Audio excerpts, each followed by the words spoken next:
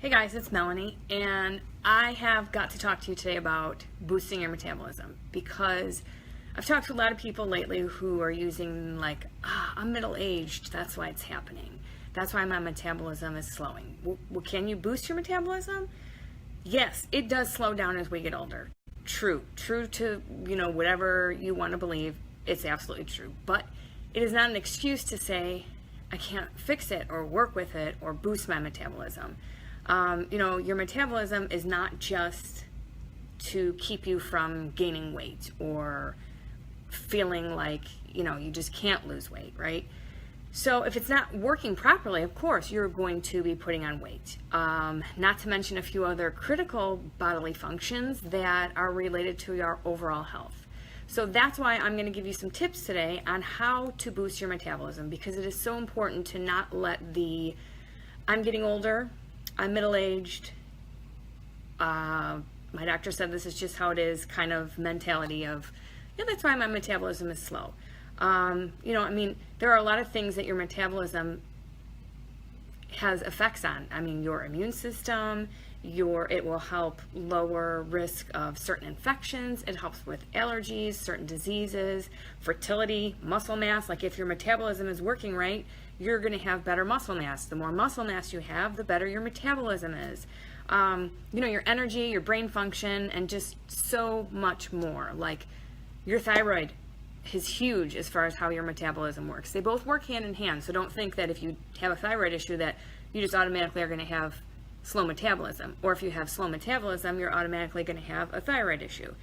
They do work hand in hand. I'm not going to get real crazy into that one this time. But, some people are like, well, how do I know if if my metabolism is slow? Well, obviously you'd be gaining weight like crazy and unexplained reasons like, well, I'm not eating more than I should be, but I'm gaining weight, so my metabolism must be slower.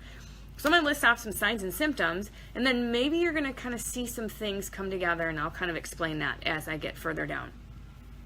So some symptoms may be fatigue, dry, cracked skin, thinning hair. Do these sound kind of like they may be related to other issues? Trouble sleeping, bloating, anxiety, depression, not having a whole lot of energy, having the brain fog. I maybe said that already twice, I don't know. Your allergies might be acting up. Again, low energy, just like I can fall asleep, but I can't stay asleep type thing. And maybe you're sick more often. Now, if you have thyroid issues, you know that a lot of those symptoms I just named off go hand in hand with thyroid disease. It just does. So yeah, they are kind of connected. So what do you do to rev or boost up your metabolism? I have an actual group right now going where they are working on rebooting their metabolism, and it's amazing the things that are actually connected to your metabolism. So what is the biggest factor? And here's what I'm going to say. Your diet is the biggest factor. By that, I don't mean go on a diet to boost your metabolism. I don't mean your diet sucks and that's why your metabolism is bad. So the worst thing you can do for your metabolism is go on a diet, because a lot of times that actually slows your metabolism down. Okay? So it's not going on a diet, it's actually the quality of the food that you're putting in your body versus the quantity. Because the value, should I say, the kinds of food that you are actually putting in your body can help or hinder your metabolism. Like certain things that you eat can cause inflammation and cause you to gain weight and cause your metabolism to slow down and cause you to have, sleepless nights and headaches and brain fog and all that stuff.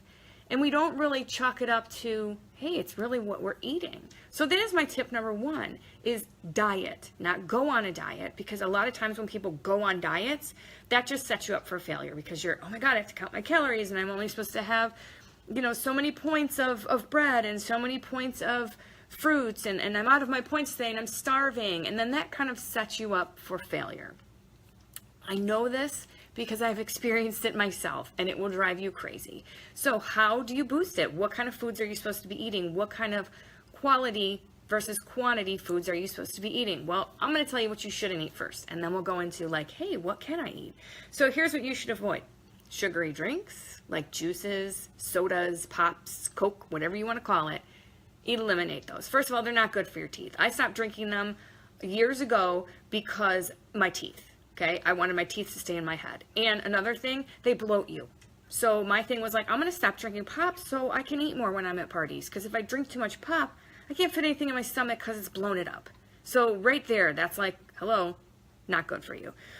Processed foods, come on guys, please eat real stuff. Like, I think what my neighbor tells his kids is, you know, they ask for a snack and he's like, well, what do you want? And they say this. And he said, if it didn't come from the ground or from a tree, you can't eat it, right? So processed foods, get rid of them.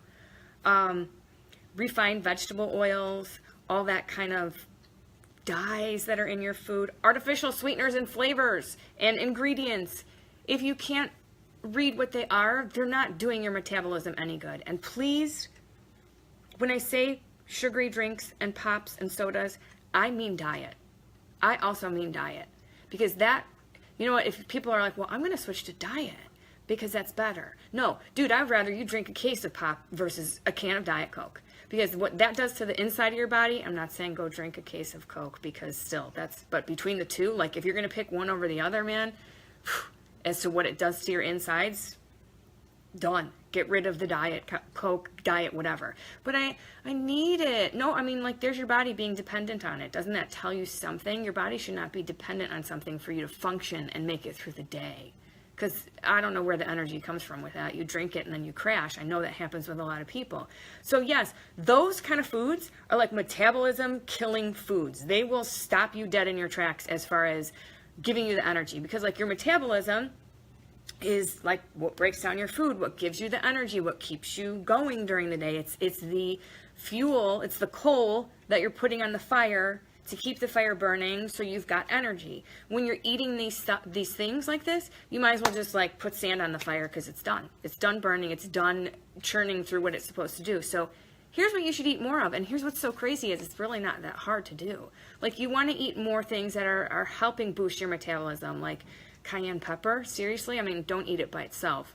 But like those things require more energy. These foods here are going to require more energy to digest, so it kicks your metabolism into high gear, right? It kicks it to where it's supposed to be functioning correctly. So like ginger, cinnamon, berries. Now a lot of people are like, well, I really like fruit. Well, I'm going to tell you what, remember when I said sugar? Sugar slows your metabolism. So I was told one time, like any fruit that ends in Y is okay to eat, okay? Check the sugar that's in these fruits that you're eating because it might be making you slow down. It might be slowing your metabolism down. It may make you feel sluggish. Green tea, chia seeds, avocados. These are foods that are going to help boost your metabolism. And I know nowadays, like there's so many people that are like, I am eating these foods. I am eating these foods and I'm noticing a huge difference. I feel better. I'm not sluggish. I can last the whole day without having to have a Coke, which I don't know how that effect is. Like I need a Coke because of the caffeine in it to give me a burst of energy. Yet the caffeine and the sugar and all of the artificial crap in it actually slows your metabolism down. So it's going to pop you up for a little bit, and then you're going to be right back down, and you're going to be struggling with, well, I can't figure out why I can't lose weight. I can't figure out why my allergies are bad, why I feel bloated, why I have fatigue. These are things that develop, and we don't really put two and two together. So I wanted to give you my quick tips on how to boost your metabolism. Like, don't go on a diet. Change some things in your diet. Take some things out, the things I told you to avoid, and add some more of the things that I said, hey, eat more of these guys.